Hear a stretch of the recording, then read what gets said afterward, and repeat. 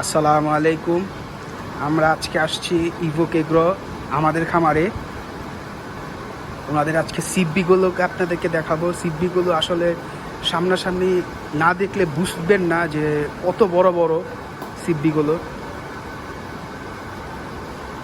মাশাআল্লাহ, সবগুলো হেভিওয়েট সিব্বি, দেখার মতো।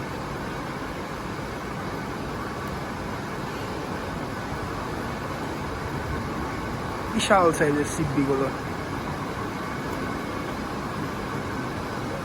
হাইট খুবই ভালো মাশাআল্লাহ।